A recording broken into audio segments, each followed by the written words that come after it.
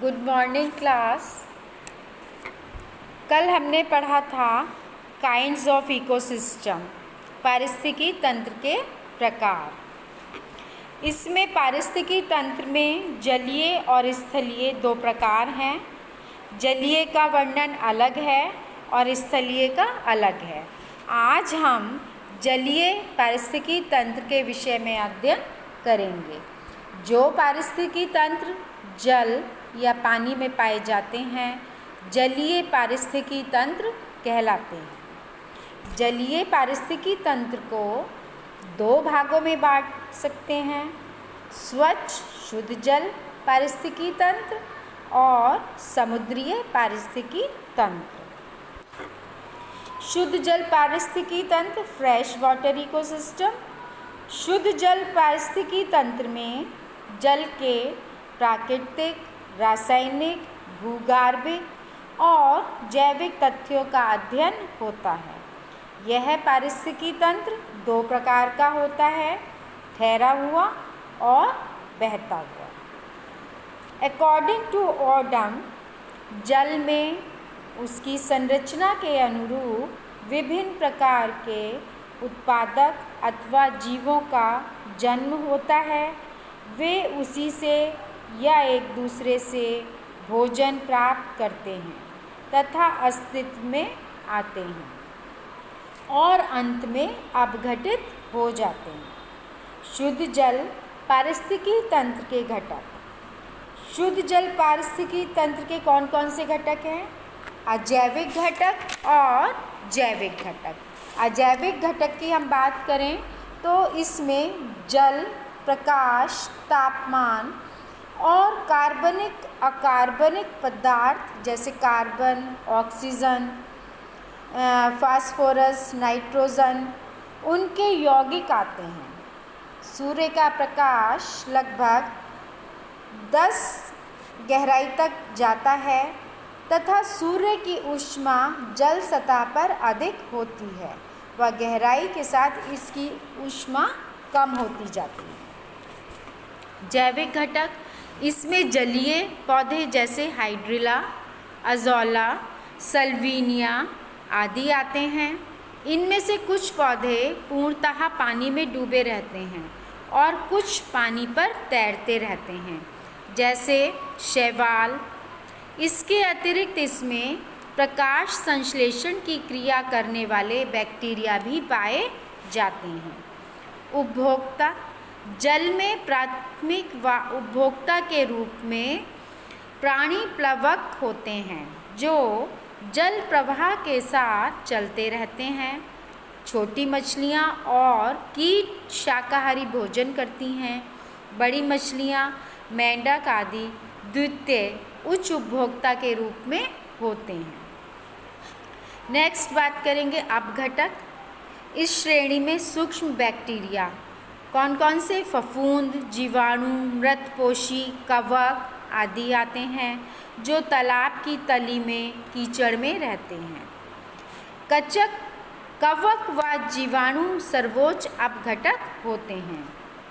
सदाबहार शंकुधारी, evergreen, coniferous, गर्मियों में अक्सर छोटे छोटे तालाब सूख जाते हैं तो वहाँ मृदा में उपस्थित शैवाल, घोंगे, जलीय कीट आदि निष्क्रिय रहते हैं। लेकिन जब बरसात आती है, वर्षा का पानी आने से वे फिर सक्रिय हो जाते हैं और धीरे धीरे जटिल प्राणी जैसे मेंढक, मछली आदि भी आ जाते हैं और उपभोक्ता की भूमिका अदा करते हैं।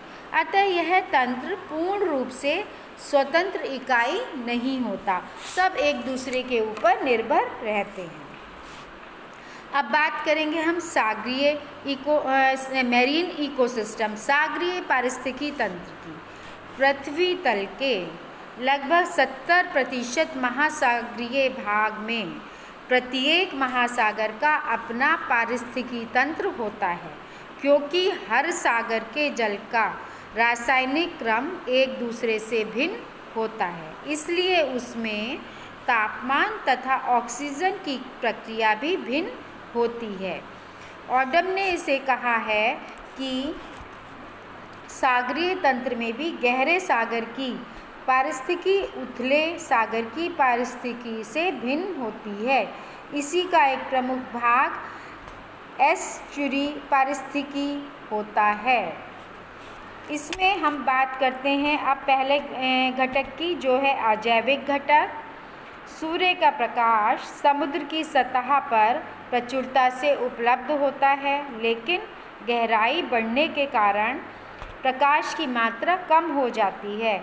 इसके पानी में लवणों की मात्रा 3.5% होती है। समुद्र के पानी में सोडियम क्लोराइड, मैग्नीशियम, पोटेशियम के लवण घुल जाते हैं।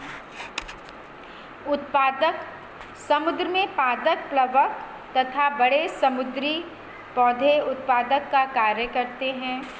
उपभोक्ता अनेक प्रकार की मछलियाँ, मॉलस्क आदि जो कि शाकाहारी होते हैं, वे प्राथमिक उपभोक्ता का कार्य करते हैं। इसके अतिरिक्त अनेक प्रकार की मछलियाँ, केकड़े, ऑक्टोपस आदि भी समुद्र में पाए जाते हैं, जो मांसाहारी का कार्य करते हैं। अब घटक अनेक प्रकार के बैक्टीरिया और फफूंद अब घटक का कार्य करते हैं।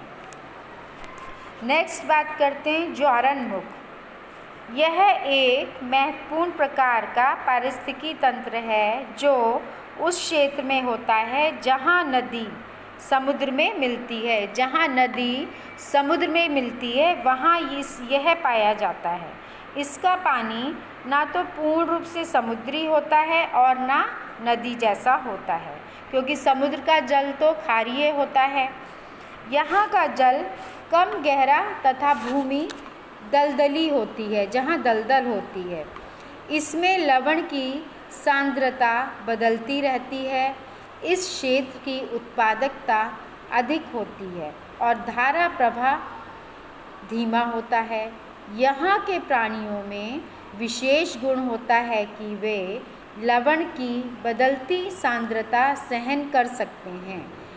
सीपियाँ, वॉलबॉक्स, झींगा आदि इस क्षेत्र में पाए जाते हैं। तो आज हमने बात की जलीय पारिस्थितिकी तंत्र और सागरीय पारिस्थितिकी तंत्र ज्वारनमुख की। अब कल हम बात करेंगे फॉरेस्ट इकोसिस्टम की। बस आज हमारा यही ख़त्म होता है।